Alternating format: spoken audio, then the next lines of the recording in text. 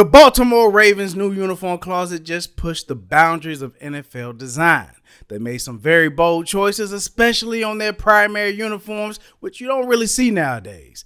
In their own words, this new collection represents an evolution inspired by their past success and built for the future, and I couldn't agree more.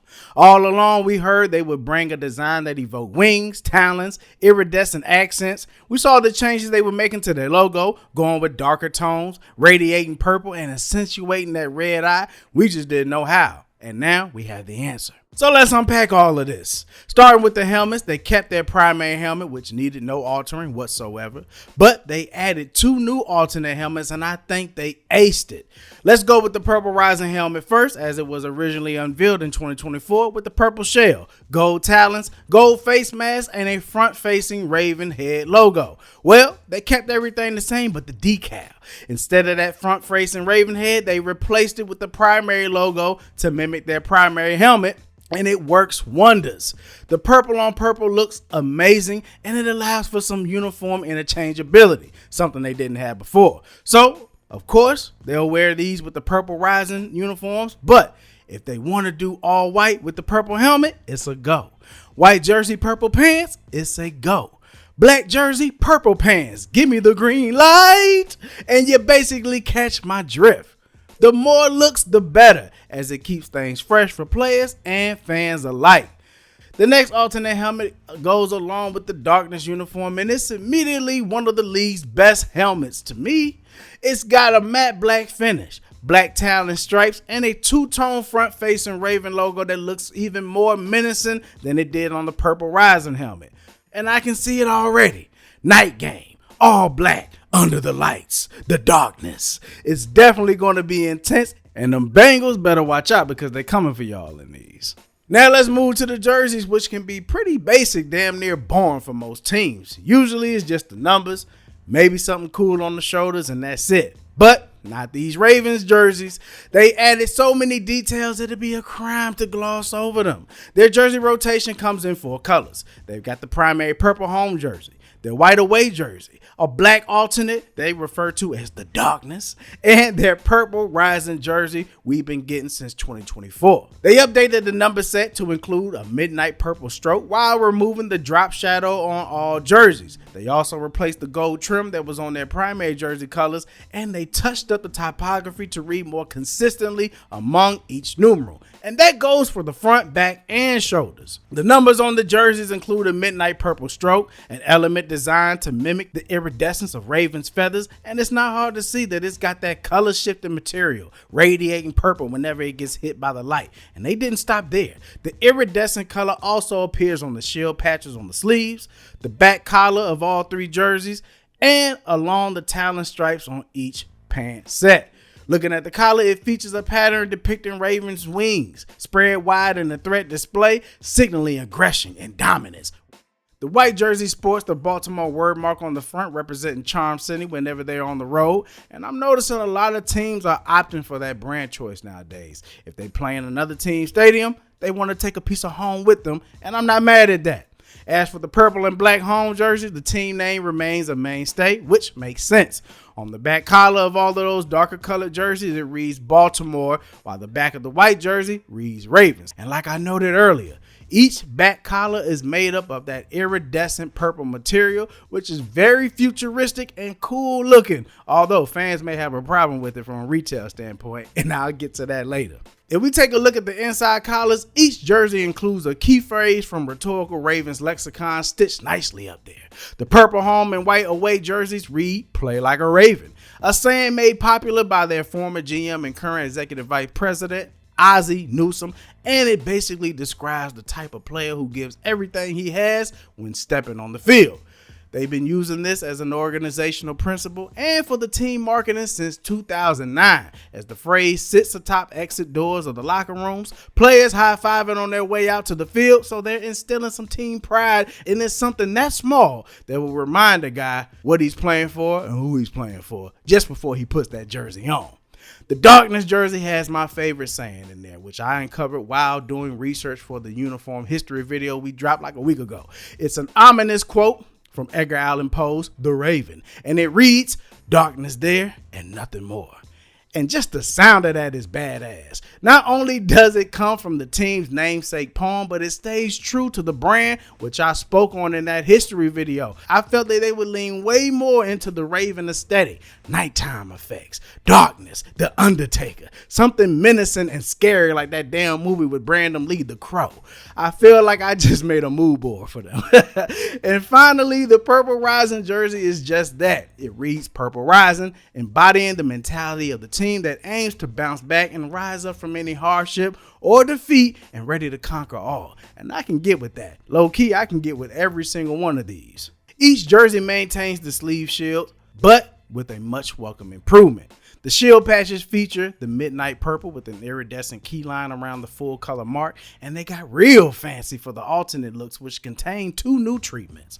The darkness jersey shield features black and midnight purple, while the Purple Rising jersey is composed of midnight purple and metallic gold. Moving down to the pants, they have color sets to match each jersey, and all of them feature a talon stripe similar to the helmets with a diagonal cut to represent the Calvert crest, seen in both the Baltimore and Maryland state flags.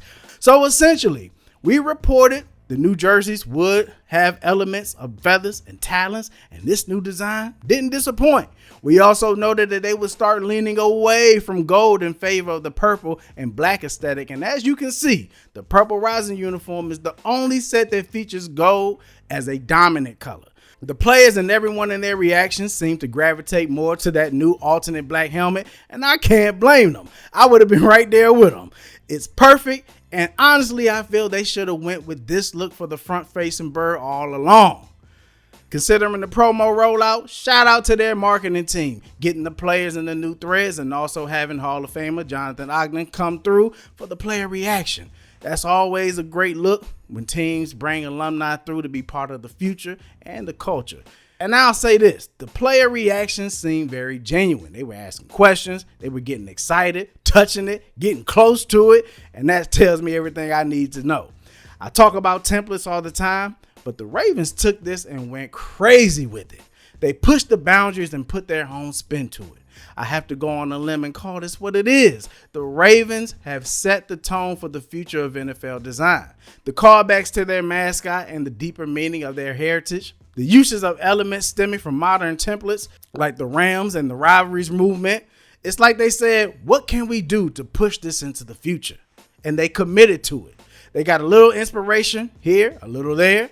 I mean, you can see it. The shoulder patches mimic the Cardinals rivalry patch. I'm talking about that 3D Arizona State flag patch that they put on their rivalry joints. Then they got those iridescent elements similar to the Seahawks rivalry uniform.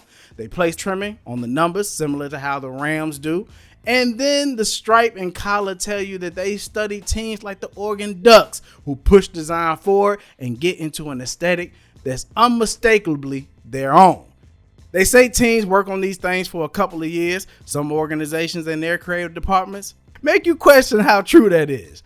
The Ravens solidified that fact. From the outside looking in, I can tell they tested multiple looks, did history and research, studied other college and pro teams, and not just in the sport of football. I mean, common sense will tell you this wasn't a slop job. And that's not a slight to other teams, but it does put other teams on notice that if you're going to do it, then you better come on and give us something to celebrate and appreciate for years to come. All in all, the update was all about the details. It's the finer things and smaller things that make a huge difference. The older set was already nice for so many years, and this was the perfect evolution. I feel if you were looking for a team to push the progression of NFL uniforms into the future, the Baltimore Ravens get the crown hands down. They kept everything on brand as they have since their origination, tried something new, unique, all while maintaining their own identity. And one more additional point I'll make before I get up out of here.